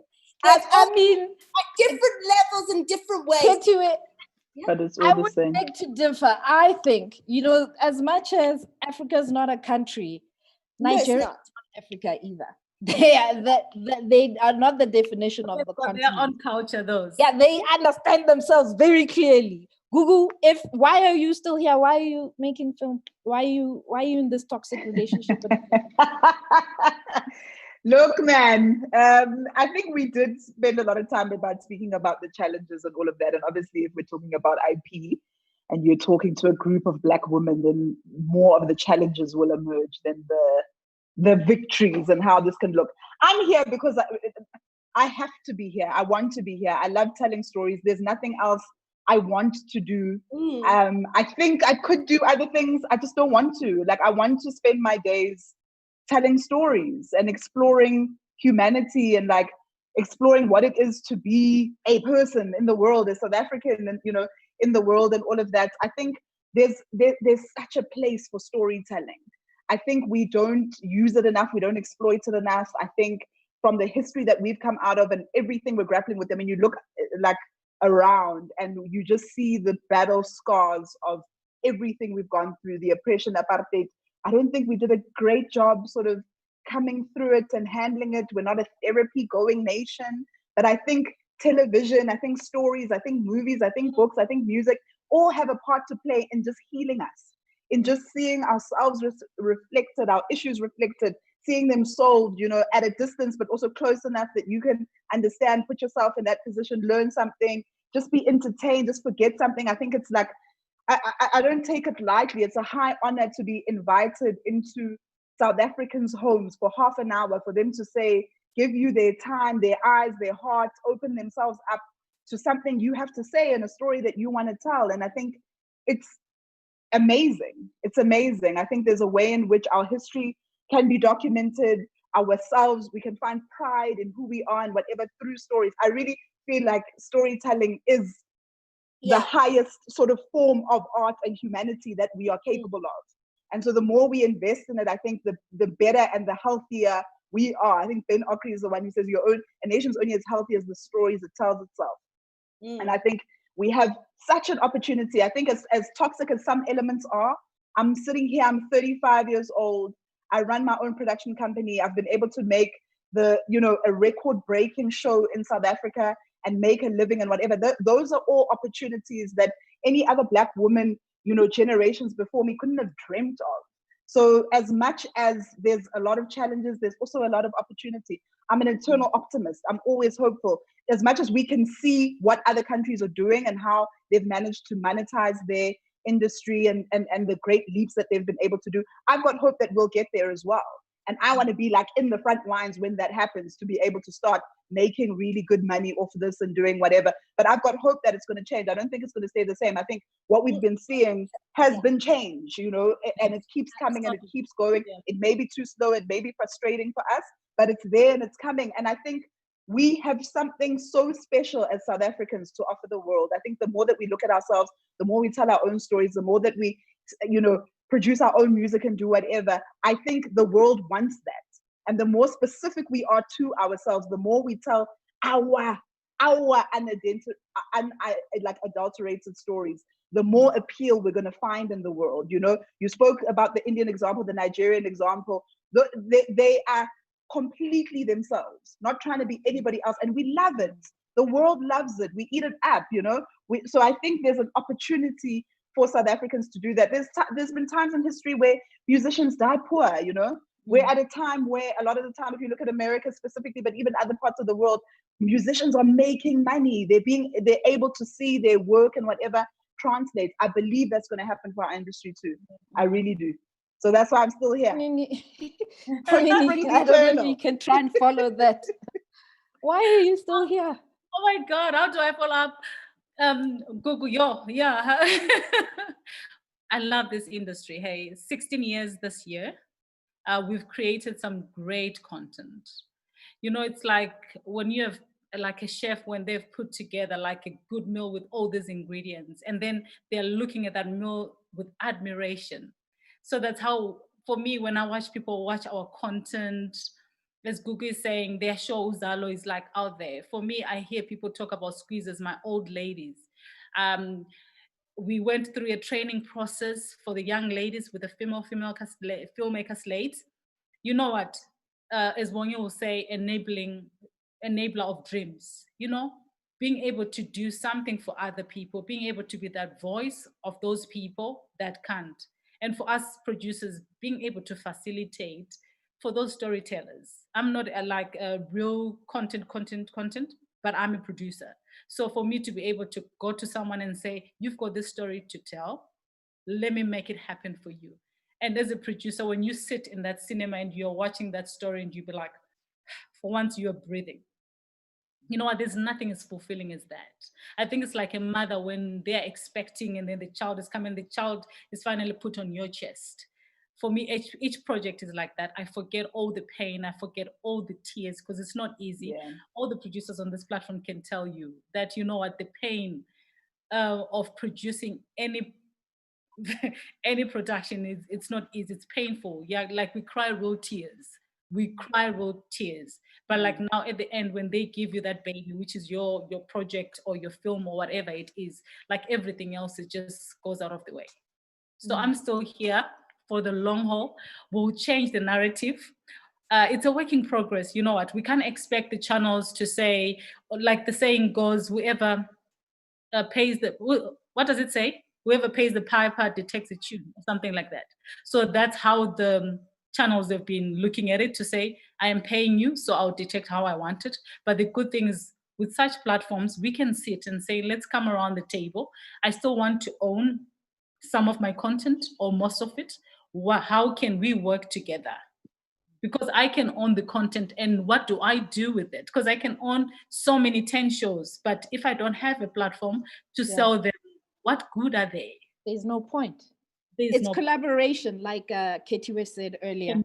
So I don't know if those that have been joining us, we've got the last half hour of our roundtable. Please send in your questions. I'm going to be, I have noted a few here, and I'm going to be asking the ladies at the roundtable. Don't forget, ladies, I just want a statement about what you would like to see change in order for us to get to a place where owning your IP is something that is worth having in this industry. So I've got a question here, and Gugu, I'll pose it to you because the person had asked about stained glass in particular. But does your company offer mentorship to other smaller production houses, or any type of mentorship in the projects that you are busy with? Yes, in fact, we do. It just depends on when you meet and sort of the stars align and that kind of thing. But it's not something we're close to. I think it's something that we're very passionate about.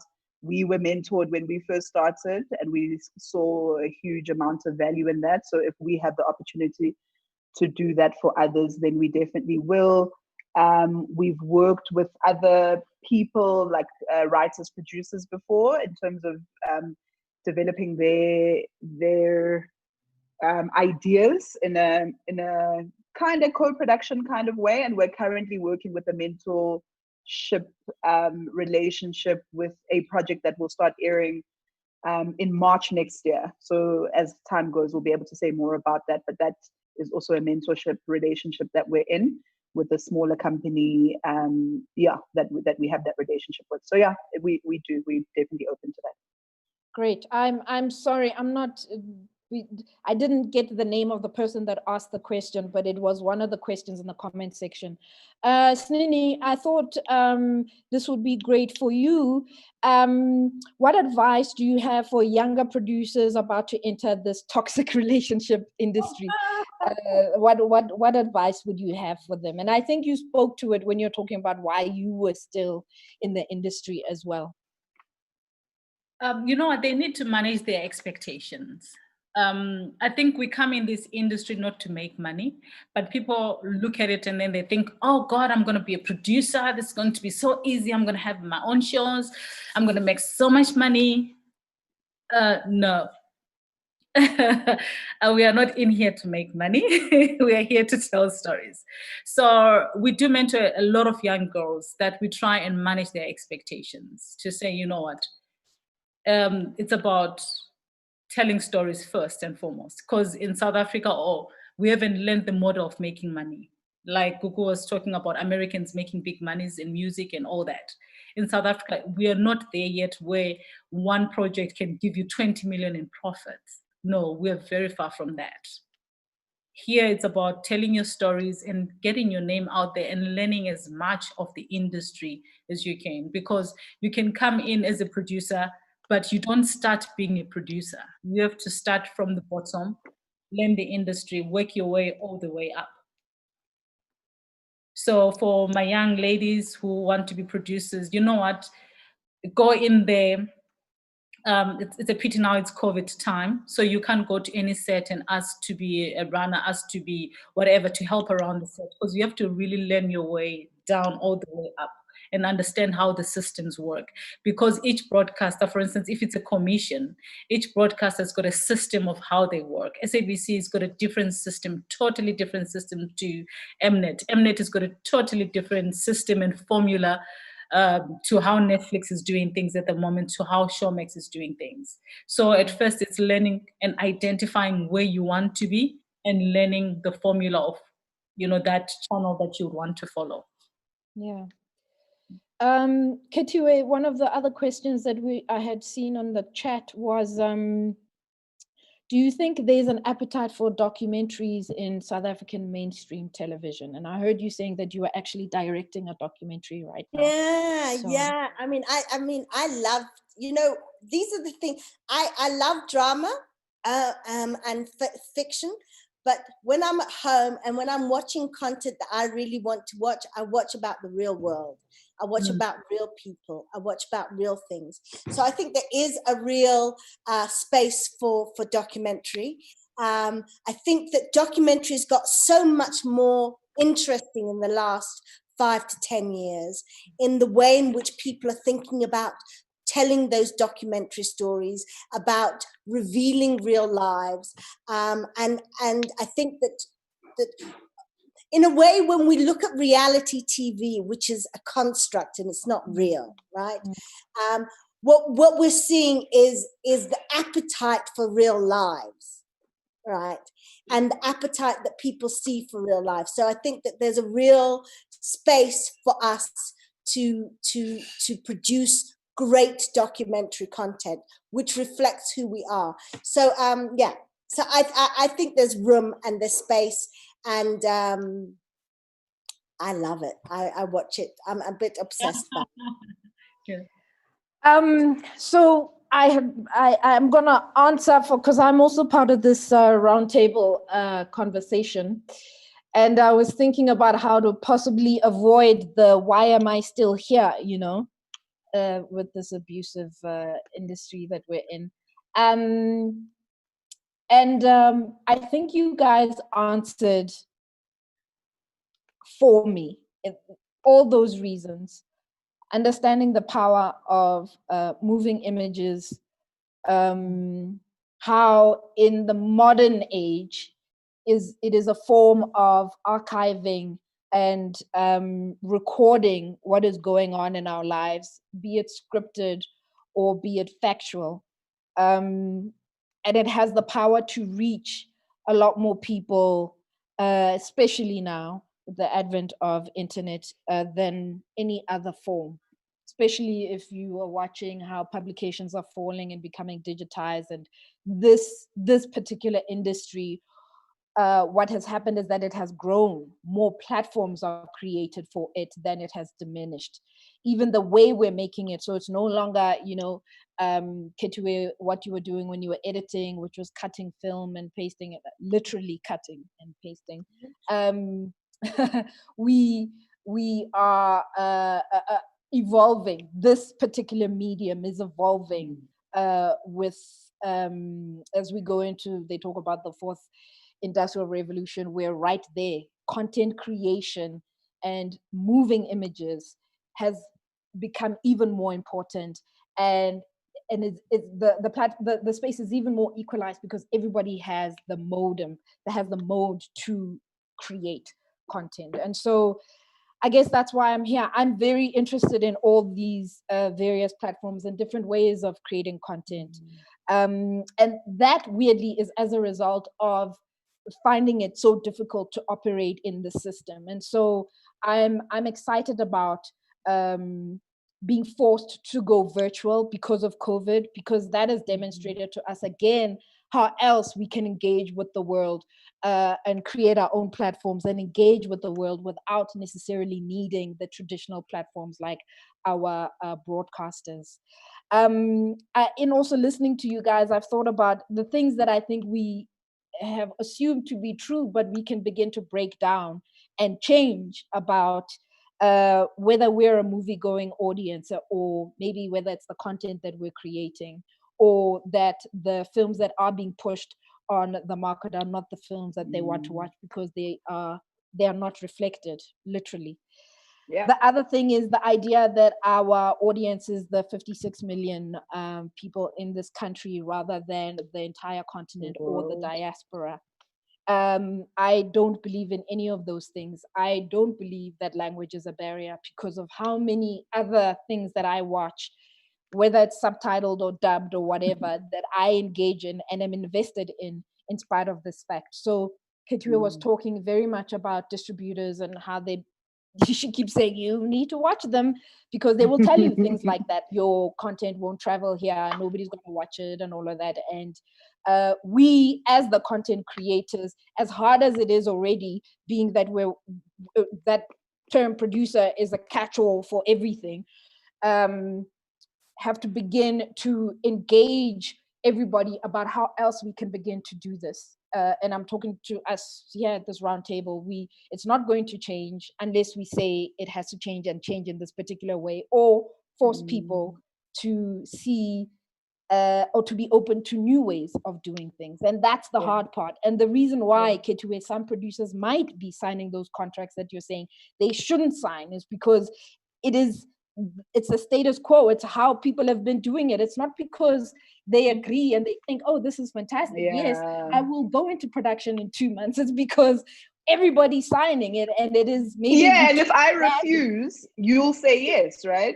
So yes, it's not like if I refuse, the thing changes. So also it's just about us coming together and deciding, as you were saying, I think, Ketue earlier, that like, we need to band together and decide, like, because what is a broadcaster if all the producers are no longer willing to sign?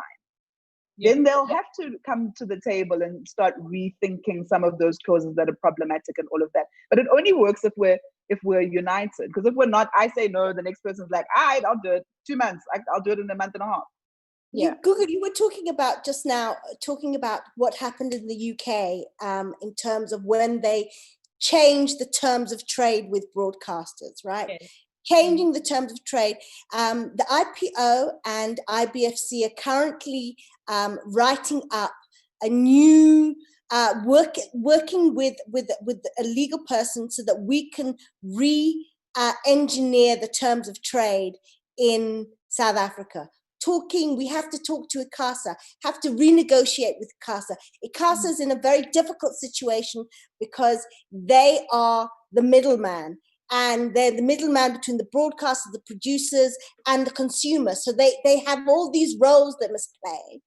But we have to start saying that there has to be a balance in the relationship between broadcasters and producers, because it's no longer that producers are king.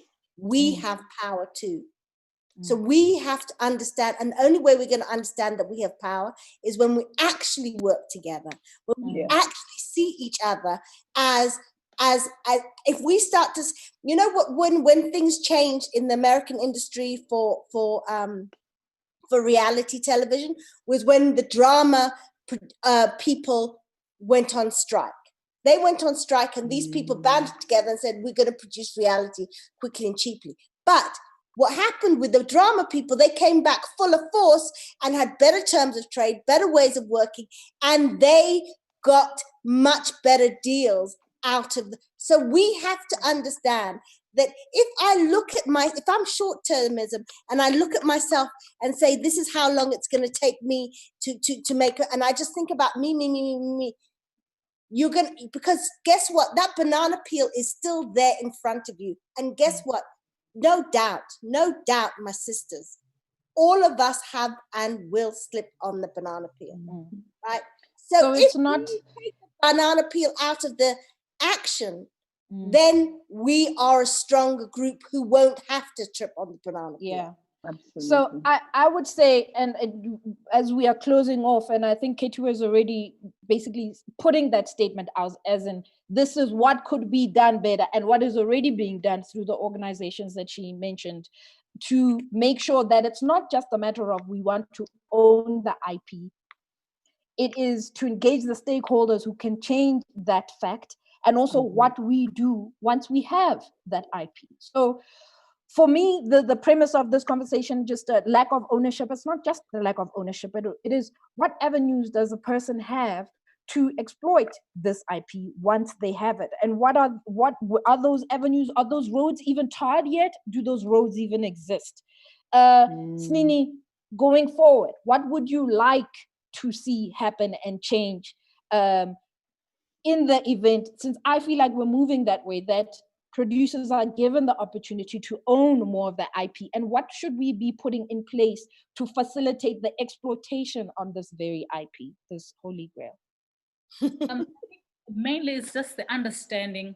Gugu mentioned a very interesting point about as producers, do we have the right business? Is it business scope or the understanding of our module, the understanding of our business as well?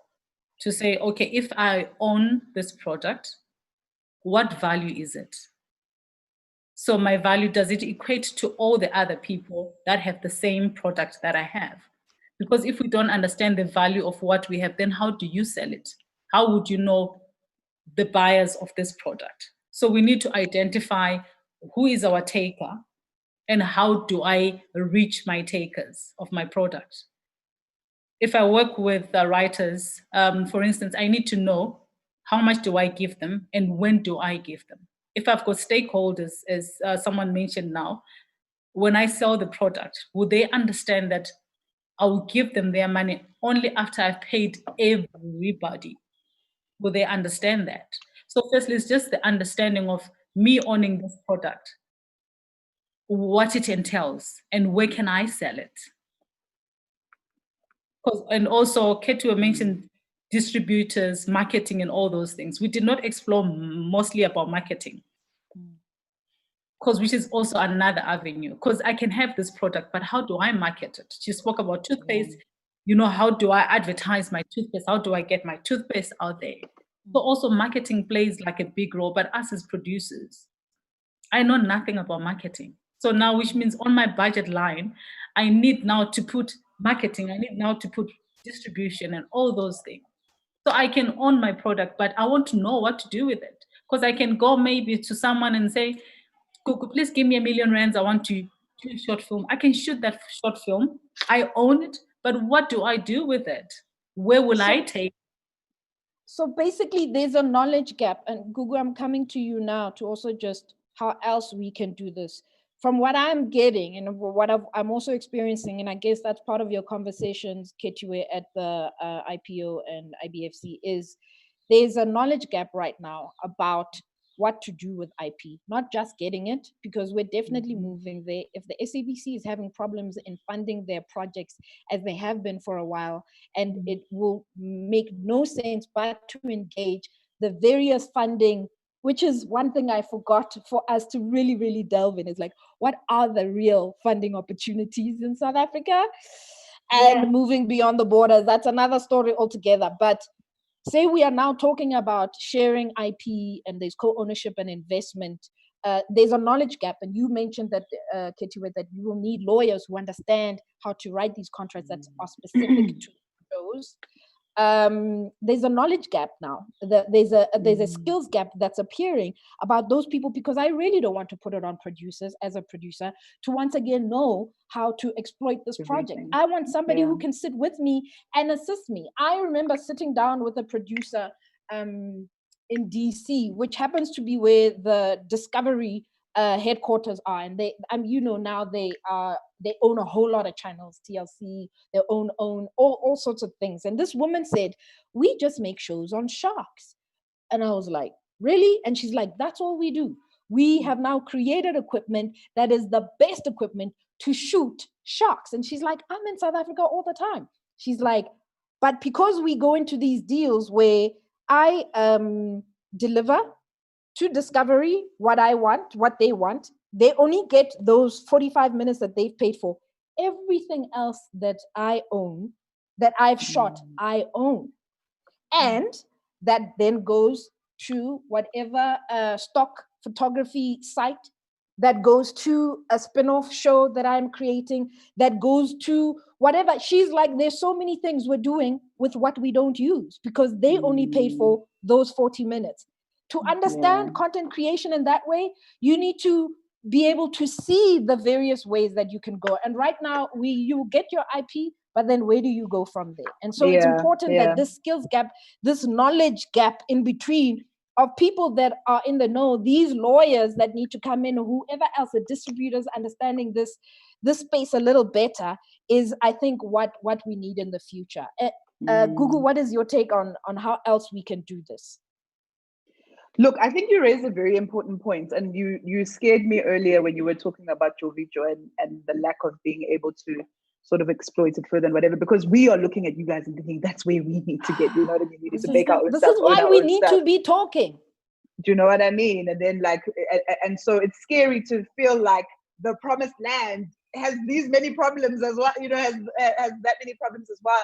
But when you talk about this knowledge gap, I think even if you think about, I think about my education, even at after, they'll take you, from conception of idea to the last little step of post-production. But then there is no real education around distribution, around properly marketing, this and that. So it's they teach us how to make the product, but how do we exploit the product? I think that is a big knowledge gap for us. I think that there is opportunity from sort of educational phase, stages, all the way up for us to just learn more and know more, so that once we get to the promised land of IP and owning our stuff, we don't look back and think, hey, Egypt was kind of nice, so what are we doing out here? It wasn't as nice as what we thought it was going to be. So yeah, I think we do need to look at that as a matter of urgency, because IP is where we're going and what we want. Don't be discouraged. All it's required. No, I'm not discouraged. Yes, I'm not discouraged. Okay. I think it's new information, and it's okay, cool. But then it's there's a challenge that we need to deal with. But I'm definitely not discouraged. I think you guys are on the right track and further ahead. And we, as long as you can signpost and we can say, hey, what do we do now? This way. You guys went there before. Yeah. Go slower, slow down. Yeah. Then I think we'll do well. I think sorry. No, go. No, you were finished. So just, I mean, the last thing is it's what the discussion is about. I think it's just like, can producers just get their IP? And I think the more that we understand it, I think sometimes I struggle with humans when we don't, and I guess, I mean, I'm a storyteller, so I should know, but when we don't respond to things that make sense, it's difficult because it makes sense. The BBC didn't lose money when they gave IP to producers. They made exponentially more. So we're not asking for something that's a charity, something that's I guess we can do it. If you're a corporation and you're not driven by money, I don't know how to interact with you. I don't know what else. And then that's where it starts scaring me, because I'm like, if you're not driven by money, then what is it actually? Why are we, what is making us make these decisions that don't make sense for us, don't make sense for you? And like, what are we trying to get out of it? So I think when the broadcasters start realizing that they stand to make so much more if they were to just loosen up this IP conversation, their businesses will make more sense. Their profitability will shoot through the roof. So will ours. It's not an us against them situation. We're together in this thing, and we're not appealing from just the goodness of your heart. My appeal is, don't you want to make more money? A lot more money? Like, what about your bottom line? Your bottom line will benefit. Yeah. Do you know what I mean? Yeah. Ketiwe? From the producer side, and I think what we need to do is to understand that we are in a value chain, right? And that there are players at each process point in the value chain. And as a producer, you can't, well, I'm not even sure if I'm saying the right thing, but you can't be virtually integrated in yourself, right? You have to find ways of finding the relationships that enable you to deliver all the aspects that you need to deliver, while you focus on the key aspect that you're really great at, which is creating content, right? That's what we're really great at. That's what we love. What we get frustrated about is the other pieces that are in that matrix, right? So we have to understand that. So we have to start to say, okay, I know this lawyer, right? She needs to be sustained. If five female Black companies work together and sustain that lawyer, that means that I have somewhere to go to, and that lawyer has work. I need a distributor. If 5 of us are producing content and there's content, and then we say, we will all supply you with the distribution. We will negotiate at the beginning about the contracts that we're going to write. You go out there and sell it.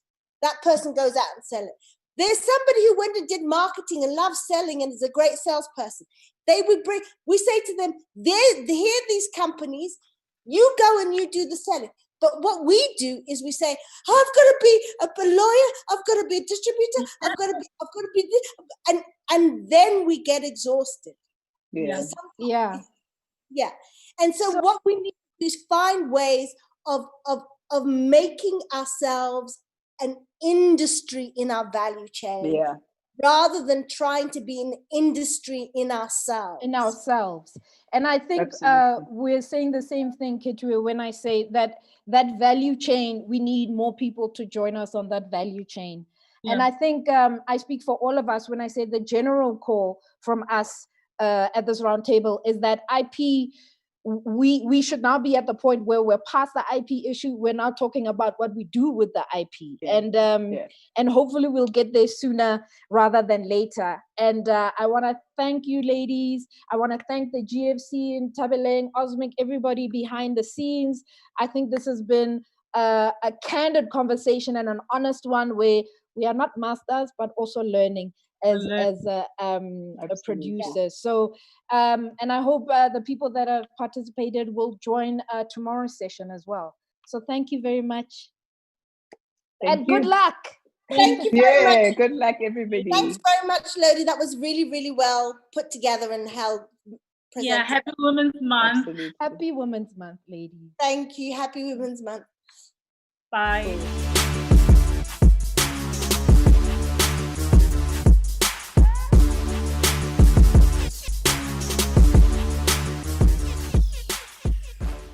sonke isicelo sifaka umuntu omdala ngesonke bese ikomiti yahlangana yabona. Uma bevumelana kutholakala inkabi bese ithintwa ngocingo yabona. Uthulisa unikeza inkabi imfanelo zayo. Uma isiqedile iyageza. Mama waphatha amandla ukufa nokuphila ezandleni zakho. Ubona umphefumulo womuntu ohluka nenyama yakhe eqwaqa amehla abheka phezulu. Umsebenzi wami uqhuzwa.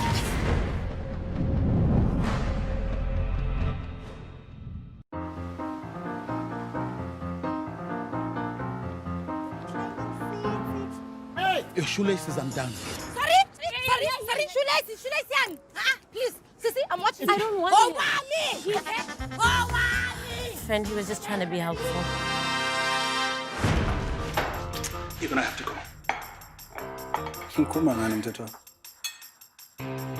What's wrong with your hand? It's a kunomuntu la endlini na. What do you mean? Good morning, Cynthia. Good morning, You look beautiful today. Let me get you some breakfast. Maybe an apple? No, Yeah, I think, Reggie, yeah, Reggie, fruits in the I'm morning. okay. There you go. Okay. There you go. Okay. Hey, Z! Oh, hey! What are you going to do with my number? I am going to call you.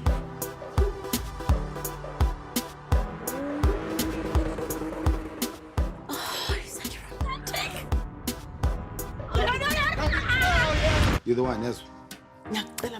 Marry this girl. Okay, ma. You know how I feel about marriage. You don't deserve me. 1, 2, 3, 4. Baby, nikwenze njani na? Wait, balance me. Do you just walk around with rings in your pockets? I've learned my lesson. I love you. You can choose a man who actually makes you happy. You have options. I promise you, love lives here.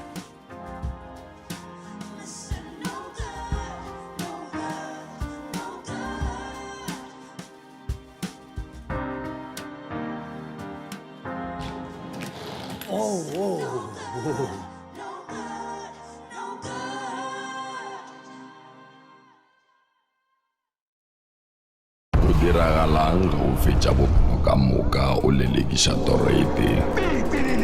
Manaba a gago a le morago ga gago. Pele o nagana, toro ya gago e nyelele. O tla dira eng? Papa Marumo!